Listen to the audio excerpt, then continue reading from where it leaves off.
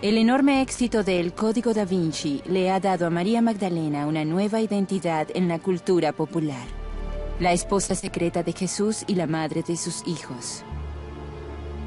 No tenía idea de que existiese esta gran tendencia por redescubrir a María Magdalena, por pensar de forma nueva sobre quién fue María Magdalena. Ella ha sido mostrada como una discípula, una sacerdotisa, una líder religiosa y una intelectual, a menudo representada leyendo. Misionaria, visionaria, curandera, ella lo hace todo.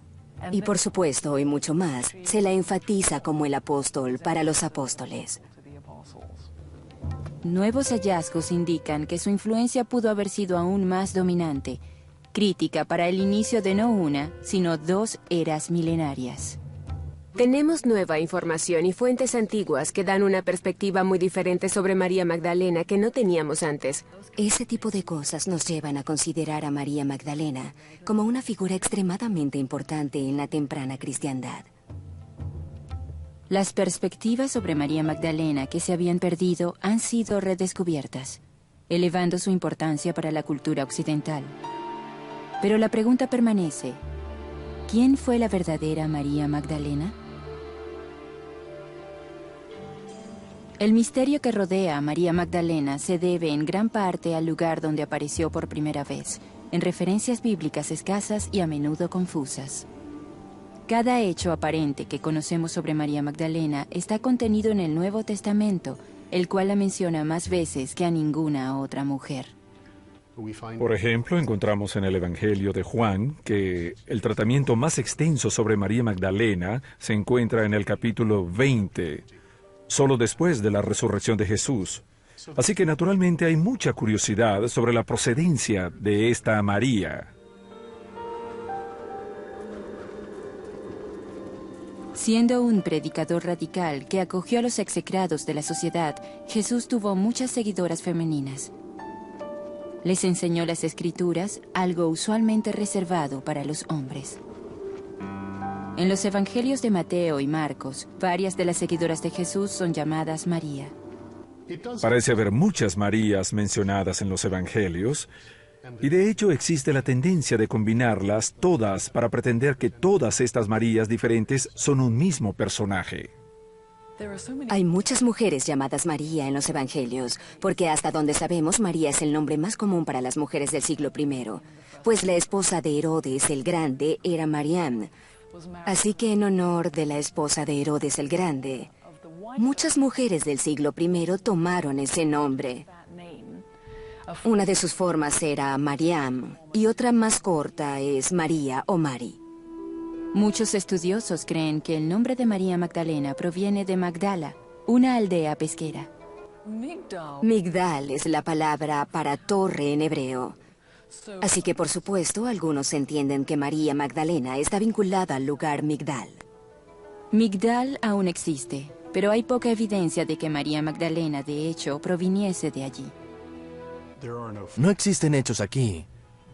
Pareciese haber existido una mujer cuyo nombre pudo haber sido María o Mariam del pueblo de Magdala, en el mar de Galilea, que entró en contacto con Jesús. Y al parecer trabajaron juntos en los años siguientes que se describen en los relatos tradicionales de los evangelios. ¿Cómo pudo esta mujer, supuestamente de una próspera aldea pesquera, convertirse en la pecadora más notoria de la Biblia?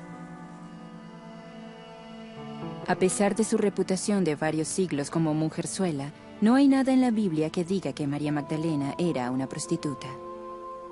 La confusión existe porque las muchas historias relacionadas con las varias Marías parecen solaparse con la de otra mujer sin nombre identificada como pecadora. María Magdalena comenzó a ser convertida en una prostituta arrepentida desde un periodo muy temprano en cristiandad. Tenemos a todos esos primeros padres cristianos tratando de aclarar quiénes eran esas Marías. En 595 de nuestra era, el Papa Gregorio el Grande decidió que María Magdalena era también dos mujeres más. Una mujer no invitada llega a una reunión, llora a los pies de Jesús, los unge, los limpia con sus cabellos y esas cosas. Es perdonada. Es una pecadora bien conocida en la ciudad, así que muchas personas la consideran una prostituta. Y luego otra mujer llamada María Betania, cuya hermana era Marta. Estos personajes fueron amalgamados en uno, María Magdalena. Los estudiosos modernos siguen debatiendo los motivos del Papa Gregorio. ¿Buscaba mostrar a María como pecadora porque las mujeres poderosas amenazaban la iglesia manejada por hombres? ¿O simplemente para simplificar los evangelios? En otro lugar encontramos a María Magdalena como alguien de quien Jesús expulsó un demonio o 7 demonios, que fue la receptora de un exorcismo realizado por Jesús. Eso es inconsistente con la historia de la mujer que unge a Jesús en la casa del fariseo. Pero existe la tendencia de unir todas estas cosas y de sugerir, creo que lamentablemente, que María Magdalena era una prostituta. No hay ninguna evidencia de eso en los evangelios.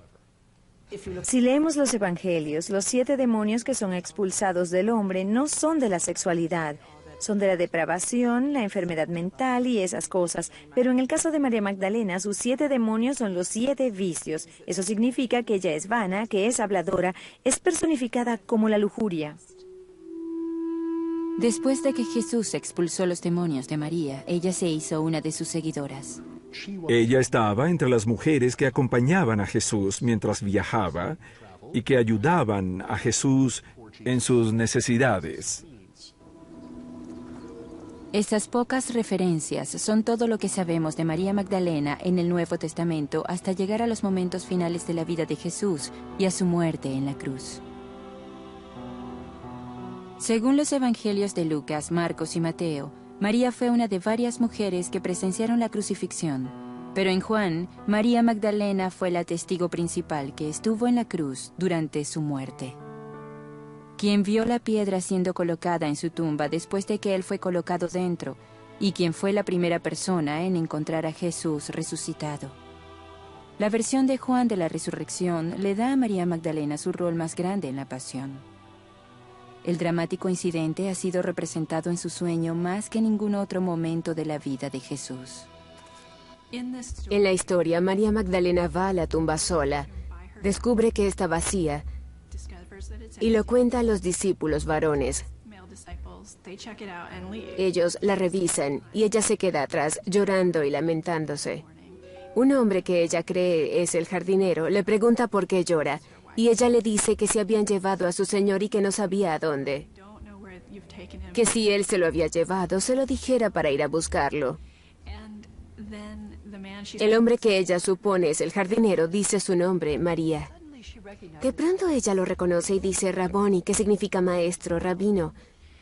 Y ese momento de reconocimiento es muy tierno.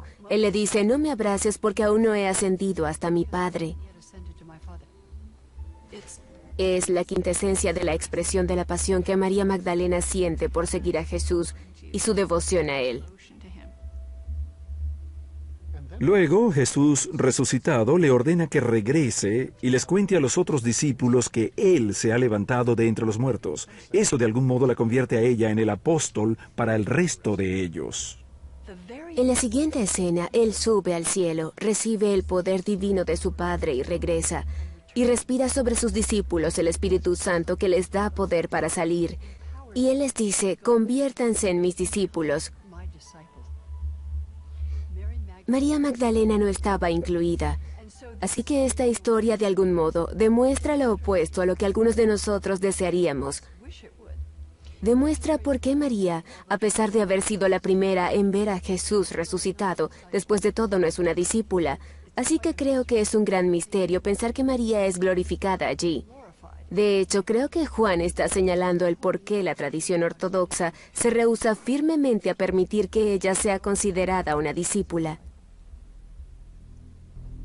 A pesar de este detalle impreciso pero convincente, el rol de María Magdalena en los evangelios es uno de los más importantes. Y sin embargo, sería etiquetada como la pecadora más notoria de la cristiandad. ¿Fue una conspiración chauvinista la responsable de convertir a María en una prostituta? Muchas personas están reconociendo que hay un desequilibrio de género que está construido en la estructura de la cristiandad, y María Magdalena se ha convertido en foco de esta controversia. La idea de que la única mujer prominente en el movimiento habría sido una prostituta degrada significativamente a la mujer, así que esa imagen de María la Madre haciéndose prominente de algún modo desvía el poder de María Magdalena y la coloca en el fondo. Así que como mujer, María Magdalena pudo haber tenido tanta autoridad para enseñar como los seguidores varones de Jesús. Así que las personas se preguntan por qué las mujeres han sido excluidas de muchas posiciones de liderazgo en la cristiandad. En el Nuevo Testamento, Jesús aparece solo ante dos discípulos. Uno es Pedro, la otra, María. Es interesante que los relatos que colocan a Pedro en un rol prominente le restan importancia a María Magdalena, y los que ponen a María en el rol prominente le restan importancia a Pedro. Esto sugiere que en la temprana iglesia había rivalidad entre los que apoyaban a Pedro como el apóstol principal y los que apoyaban a María. Pero si apoyabas a María como el apóstol principal, podría sugerir que las mujeres podían tener roles en la iglesia que muchos hombres no querían. Así que vemos esta rivalidad, y las historias donde María es prominente son suprimidas por completo y luego declaradas heréticas. La leyenda de María Magdalena pudo haber mermado en los siglos siguientes, pero no desapareció.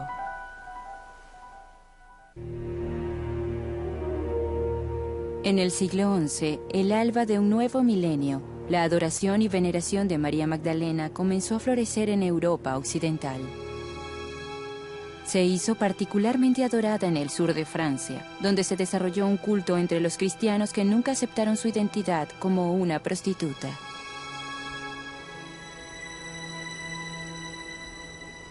El folclore francés sostiene que María vino a Francia después de la crucifixión. ¿Por qué surgió la leyenda de María Magdalena en Francia? No estoy segura. Pero uno de los aspectos interesantes es que ella subió a un bote sin timón y acabó en el sur de Francia. Realmente empujada por Pedro hacia ese bote sin timón. Me gusta eso de no tener timón. La leyenda de María Magdalena también estaba unida a un grupo de creyentes píos, los catares, quienes literalmente murieron por sus creencias. Tenían una vasta influencia en centros por toda Europa occidental y en el Medio Oriente. Se pensaba que guardaban el Santo Grial y sus tesoros, resguardados en su lugar de meditación en el tope de una montaña, Montségur. Creían que Jesús era un hombre, un humano de carne y hueso que fue eclipsado por un principio cósmico, el Cristo. Y el Cristo le permitió a Jesús el hombre hacer cosas milagrosas. Y cuando fue crucificado, el Cristo había cumplido su misión. Así que dejó al hombre. Sucede que Jesús sobrevivió a la crucifixión y después se casó con María Magdalena. Ellos describían despectivamente a María Magdalena como la concubina de Jesús, y esa era su actitud hacia ella. Las especulaciones sobre la relación de los catares con el Grial solo se ha profundizado con el tiempo.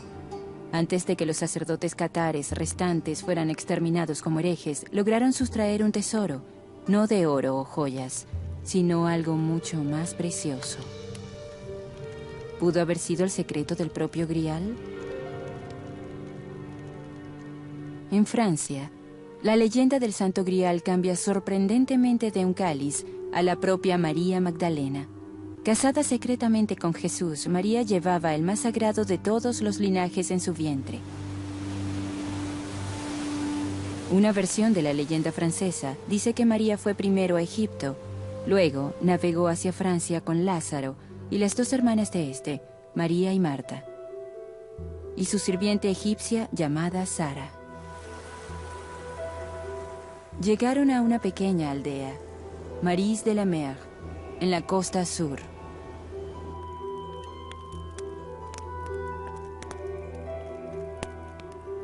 Muchos tenían a Sara como la hija secreta de María y Jesús. Su edad, 12 años, habría coincidido con María dando a luz después de la muerte de Jesús, y explicaría el traer a la niña escondida a Francia disfrazada como una sirvienta.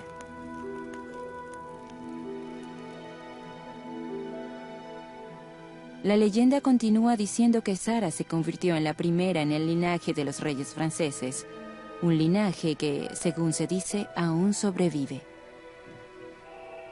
Hoy Santa Sara, en ocasiones asociada con la Madonna Negra, es venerada por los gitanos y otros que mantienen una profunda conexión emocional con ella. La historia es otra de las muchas leyendas del Santo Grial.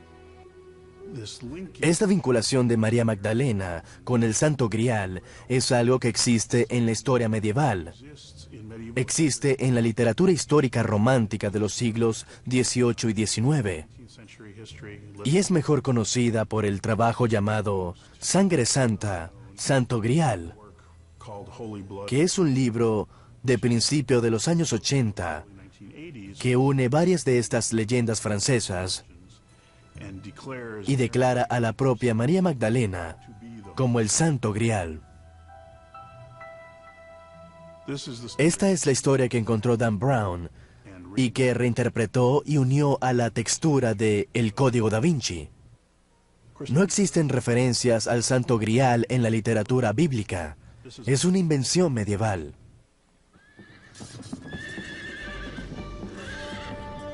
Los templarios, esos caballeros guerreros y guardianes de los peregrinos en camino a Jerusalén, dejaron un rastro de sangre durante las cruzadas. Están unidos en el mito con los catares como guardianes del secreto del Grial. Algunos piensan que los caballeros templarios tomaron los secretos que poseían los catares, es decir, que Jesús y María Magdalena estaban casados y que protegieron y guardaron el secreto a través de los siglos. Pero los templarios también eran tenidos como feroces defensores de la fe, aunque no está claro si se volvieron contra los catares, con quienes muchos templarios estaban aliados. No era necesario. El ejército del Papa Inocente III mató a casi 20.000 catares solo en el pueblo de Béziers.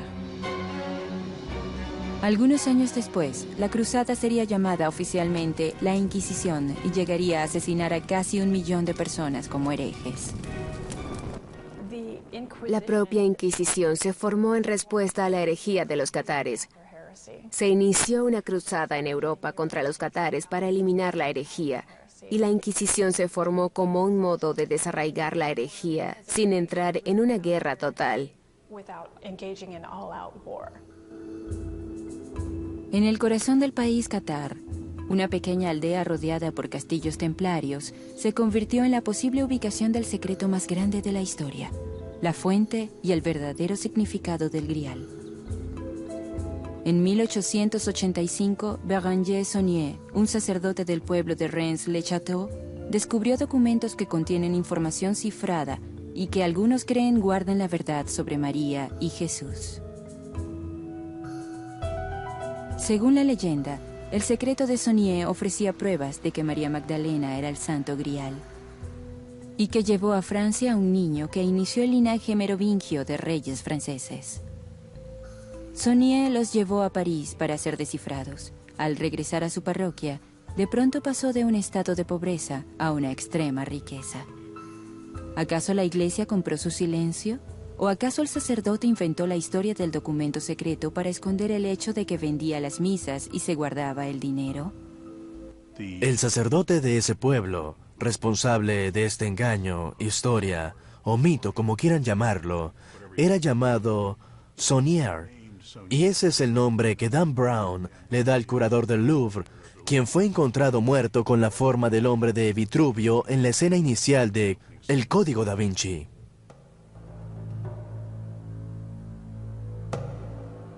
Otra batalla sobre María Magdalena comenzó en el siglo XIII, entre dos iglesias que aseguraban guardar las reliquias de la santa patrona de Francia, Vézelay y Saint-Maximin-à-la-Sainte-Baume. La leyenda de que María Magdalena pasó los últimos 30 años de su vida haciendo penitencia en una cueva en Francia es realmente interesante.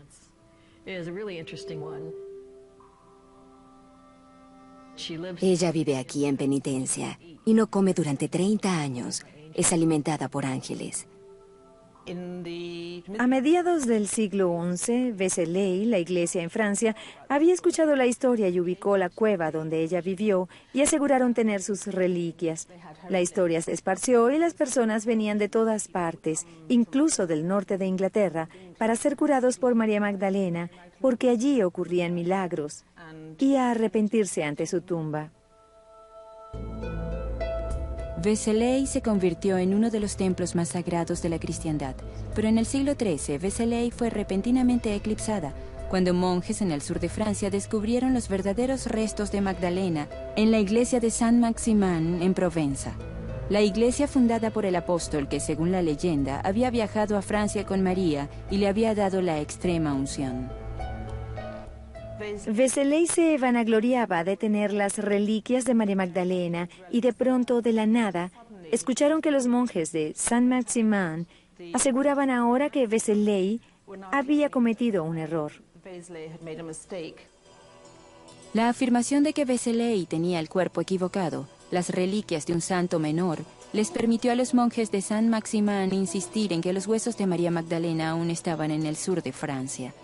Así que los fieles se fueron al sur, a Provenza. Vézelay nunca recobraría su prestigio inicial. Aunque muchas de las reliquias de Saint-Maximin se perdieron durante la Revolución Francesa, la iglesia aún muestra su cráneo, guardado en cristal y oro. En esa iglesia hay una rejilla de oro. Y detrás de ella hay algo parecido a un casco espacial. Dentro del casco espacial hay un cráneo muy feo.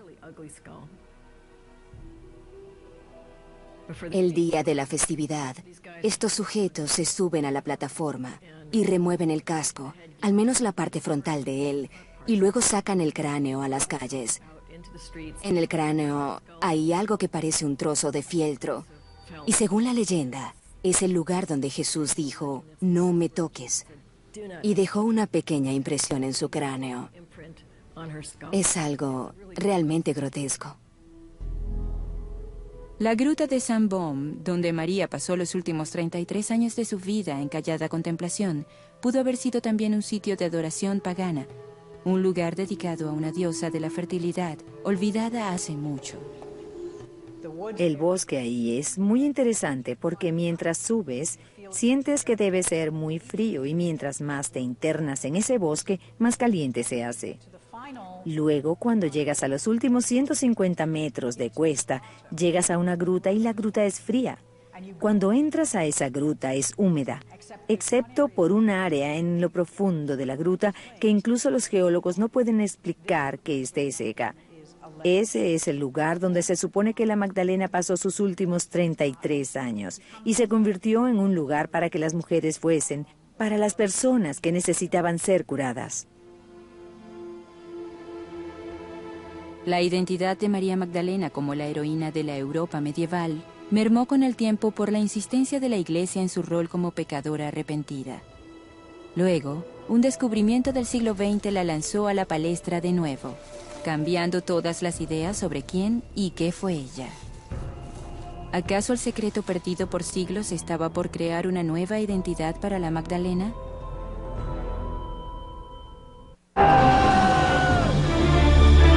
Aureliano recurre al dios de los soldados y logra restaurar al imperio, pero lo asesinan antes de que su trabajo eche raíces. Ahora surge un hombre que elimina a sus rivales y une al imperio bajo la señal de un nuevo dios, Constantino. Roma, auge y caída. Esta noche por History.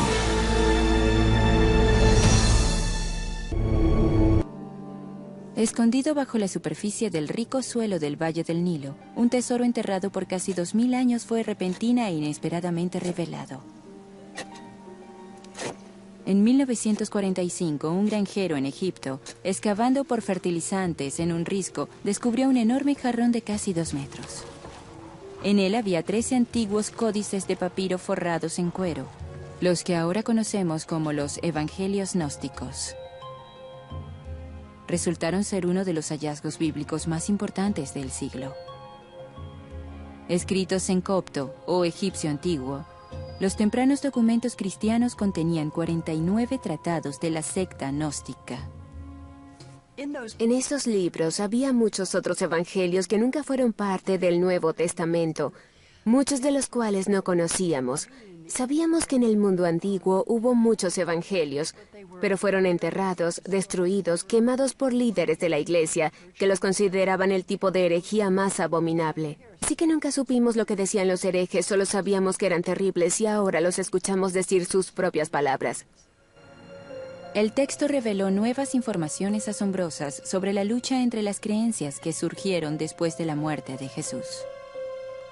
El tema esencial del gnosticismo es que la divinidad no es una fuerza externa, como la encarnada por Jesús, sino una capacidad interna inherente disponible para todos los seres humanos.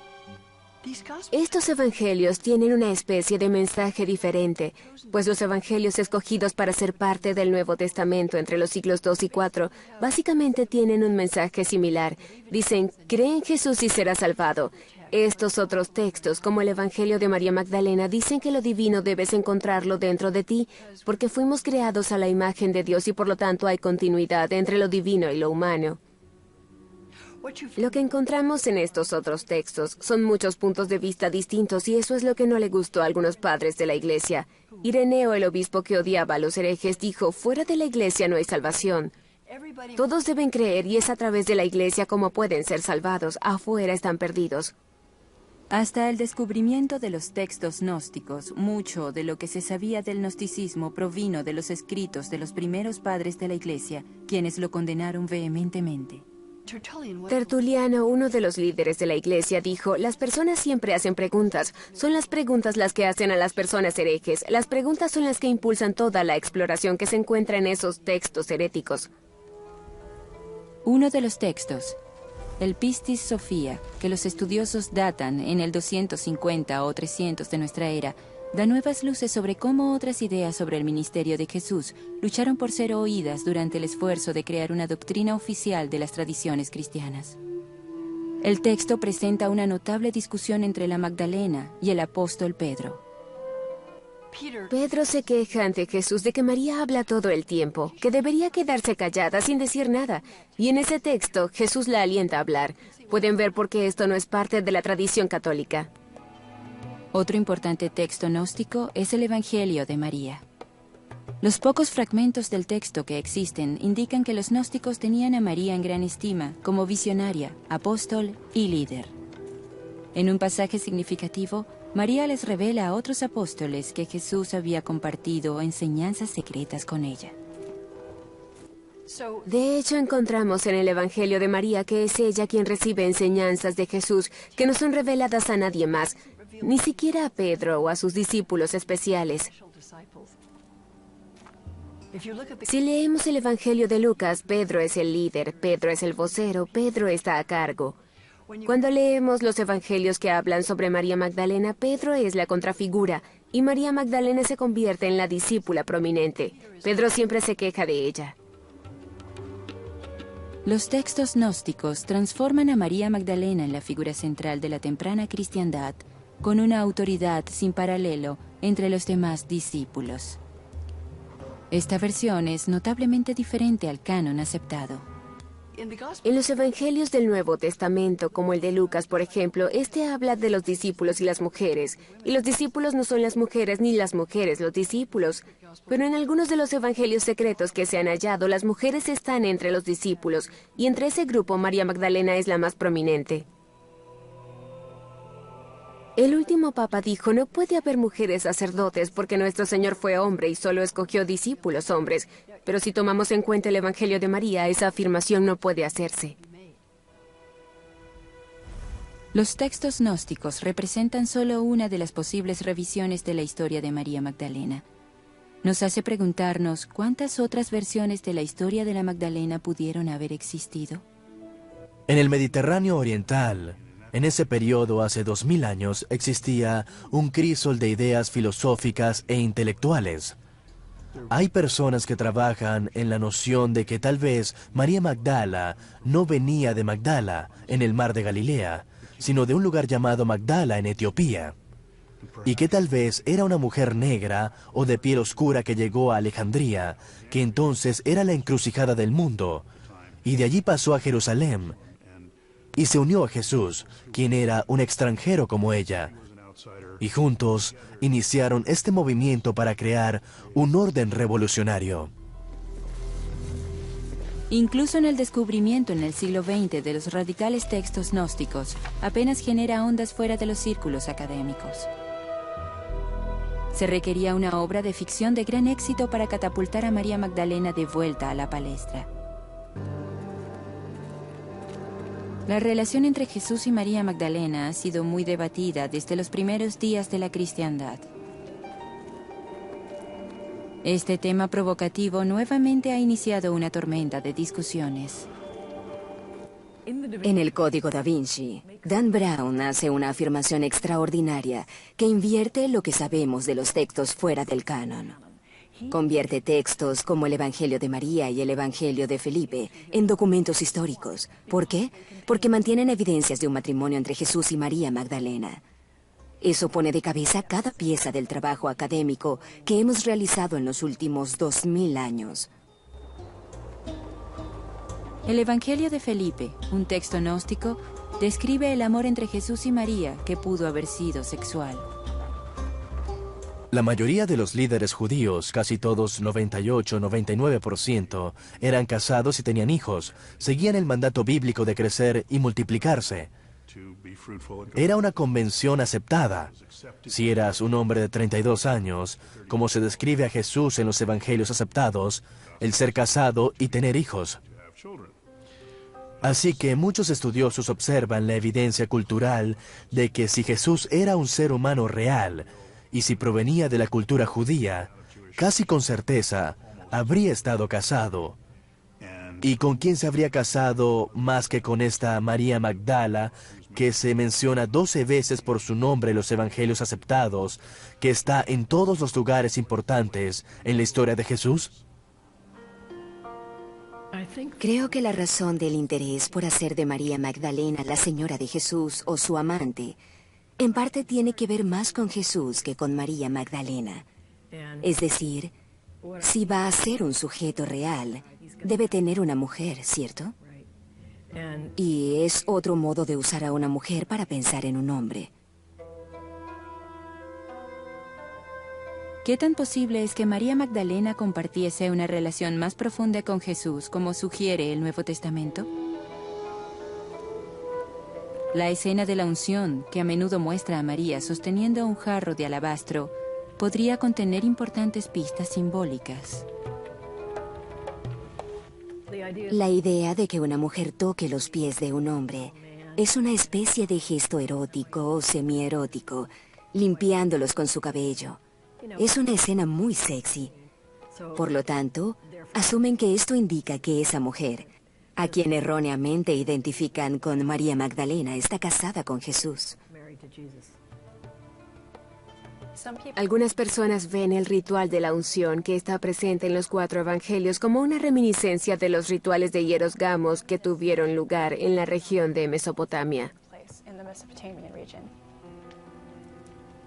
Hieros gamos es un matrimonio sagrado que encontramos en muchas religiones paganas, donde la idea es que existen un rey y una reina celestiales en el mundo divino, y eso se refleja en el mundo inferior. Y el sexo entre un hombre y una mujer podría reflejar el sexo en el reino celestial.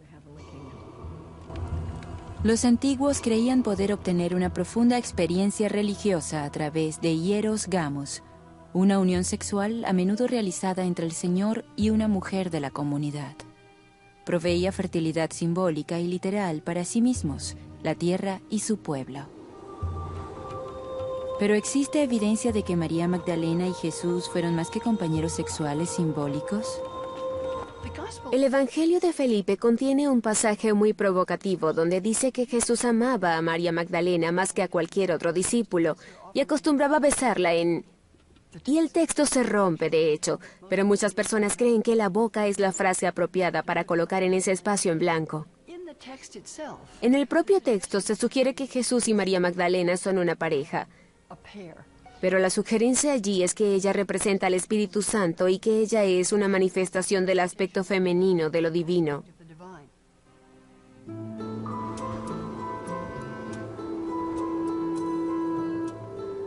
Muchos dentro de la religión tradicional invocan el rol de la Magdalena como apóstol de los apóstoles, como un argumento a favor del sacerdocio femenino, mientras que otros ven su relación con Jesús como una conexión más profunda con un pasado pagano.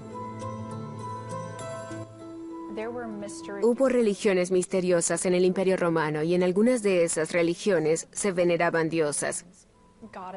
Algunos creen que había sacerdotisas o prostitutas sagradas que realizaban los rituales de estas diosas.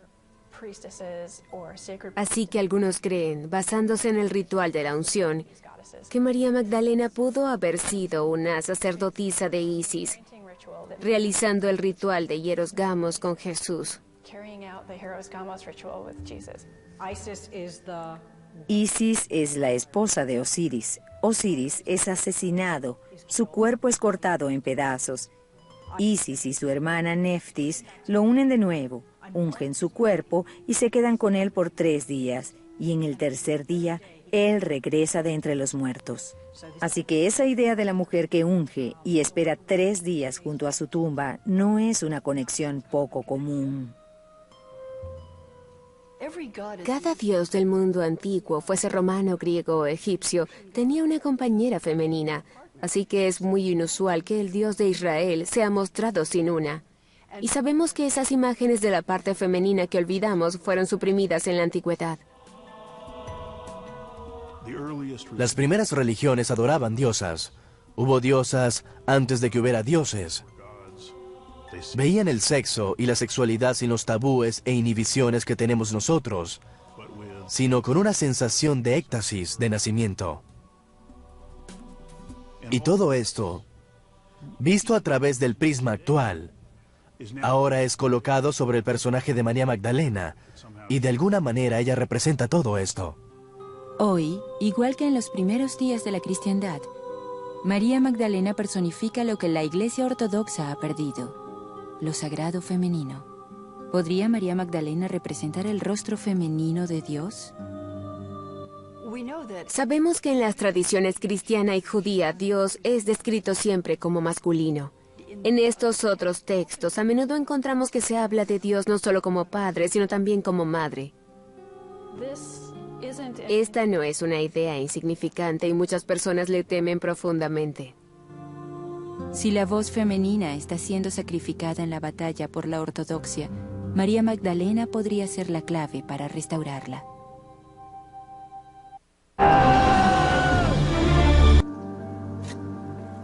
El descubrimiento de los evangelios gnósticos y la sorprendente imagen de María Magdalena como una líder poderosa entre los apóstoles ha tenido un impacto importante en las mujeres de la cristiandad tradicional. Ella se eleva una vez más como la discípula modelo y como la proclamadora modelo del Evangelio de Jesús. María Magdalena es lo suficientemente tenaz para no rendirse. Cuando todos los otros discípulos se habían ido, ella no. ¿Acaso no personifica eso la tradición de devoción absoluta más allá de la tumba? Creo que eso es parte del interés en la figura de María Magdalena, en términos de la devoción más allá de lo racional. La Iglesia finalmente accedió a representar a María Magdalena bajo una luz diferente. En 1969, el Vaticano rectificó el concepto errado que el Papa Gregorio tenía de ella como pecadora y comenzó a referirse a ella como una discípula de Cristo. Ellos piensan que ese rol que tiene María Magdalena como apóstol de los apóstoles, como la primera en experimentar la presencia de Jesús resucitado, es ciertamente relevante para nuestra época.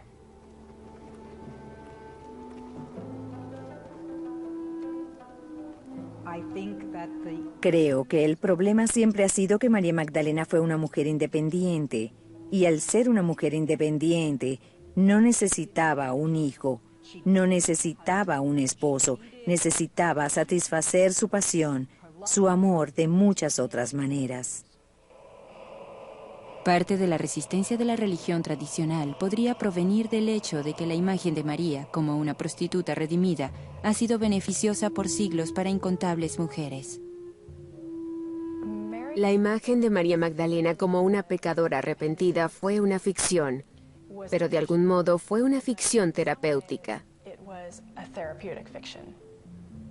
Durante 1400 años, las mujeres y los hombres, pero principalmente las mujeres, no han logrado alcanzar el estándar que les ha impuesto la Iglesia, específicamente en cuanto a su sexualidad.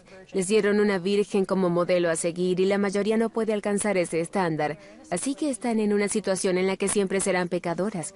Las personas pueden ver a María Magdalena y lo han hecho y aún lo hacen, de un modo que les permite decir, si María Magdalena pudo salvarse, entonces yo también podré. Cuando pensamos en María Magdalena como prostituta, no deberíamos apresurarnos en desechar eso, pues de hecho muchas personas despreciadas han encontrado acceso a la religión cristiana a través de esto. Hay estudios feministas que verían muy positivamente el uso de la sexualidad de una mujer para obtener ganancias, y otras personas lo verían como una elección trágica. Pero el hecho de que María Magdalena fuese asociada con prostitutas, a pesar de que es parte de una leyenda, creo que no lo debemos olvidar. Ella fue una pecadora. Ella fue como todos nosotros. Podemos llegar a ella de un modo que no podemos hacer con la prístina y virginal María de Nazaret. Podemos llegar a ella de un modo en que no podemos llegar a San Pedro o San Pablo, incluso de un modo en que no podemos llegar a Jesús de Nazaret desde una posición de fe. Pero aquí está una mujer que nos entiende. Ella es alguien que ve, oye, siente, toca y huele todo lo que nosotros. No necesitamos ningún otro santo que haga eso. El rol impuesto a María Magdalena a través del tiempo ha variado más que ninguna otra figura bíblica. El rol que tiene ahora podría ser el más grande. Ella es un modelo para el apostolado, el liderazgo, el valor, la fidelidad y el poder femeninos. Es el rol más importante que nunca habríamos imaginado hace 25 años. Para las mujeres ella se convierte en la personificación de un sentido de espiritualidad femenina que de otro modo está realmente suprimido de la tradición cristiana. Así que creo que no se trata de si ella es un personaje histórico o alguien que surge de la imaginación religiosa de muchas personas. Creo que es ambas cosas.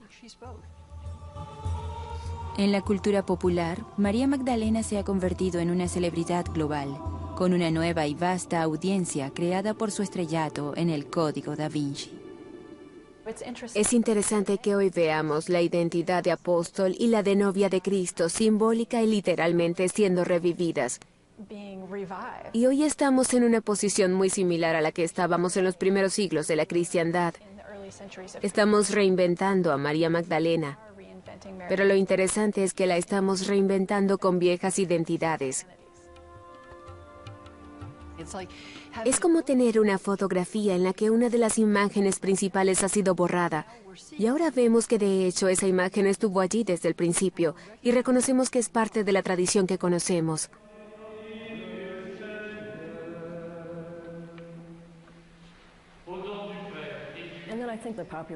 También creo que la imaginación popular está muy insatisfecha con el hecho de que la religión y la sexualidad, en términos cristianos, no han tenido una buena sociedad. Necesitamos ideas nuevas sobre eso.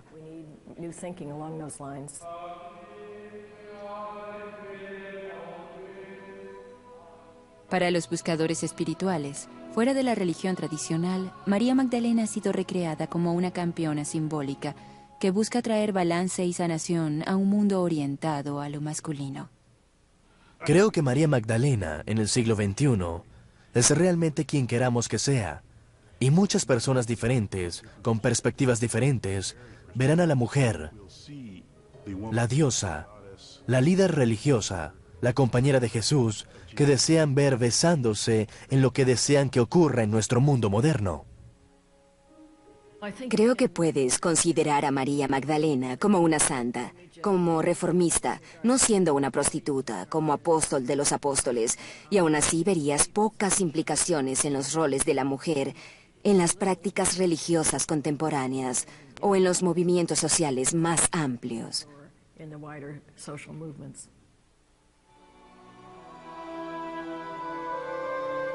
Incluso al proyectar todas estas nuevas y viejas identidades sobre uno de los íconos más complejos de la cristiandad, María Magdalena es ahora, y siempre lo ha sido, exactamente lo que hemos hecho de ella. Para mí, María Magdalena es una mujer profeta. Ella continúa esa voz profética que nos hace colocarnos dentro, pero un poco fuera de la tradición cristiana, que la hace en una figura fascinante y enigmática. María Magdalena para esta época es la heroína de acción, por involucrarse, por votar correctamente, por informarse y por ponerse en acción. Y por una integración o fusión de lo erótico, lo espiritual y lo intelectual. Para mí, María Magdalena no es una diosa y no es una figura de una santidad tan profunda que la haga inalcanzable. Es más como una hermana. Tuvo buenos momentos y malos momentos y encontró lo que buscaba. Esa es mi María Magdalena. Mi imagen de María Magdalena es de fuerza, valor, fidelidad, pasión. Ella personifica todas las virtudes femeninas de las que fue privada por tanto tiempo. Es la personificación de la verdadera humanidad femenina. Bien sea que veamos a María Magdalena como una pecadora, la seguidora más amada por Jesús, o una líder de la temprana iglesia cristiana, ella siempre ha sido lo que las personas han querido y han necesitado que sea.